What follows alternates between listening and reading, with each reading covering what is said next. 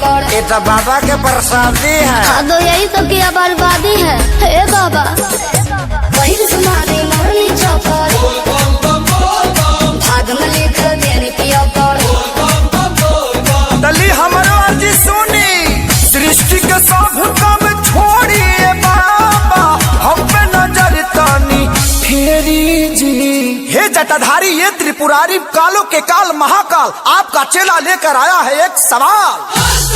कृपा करी रउआ पे ही तैयारा भागिए बाबा हम कहाइले बजेरी जी।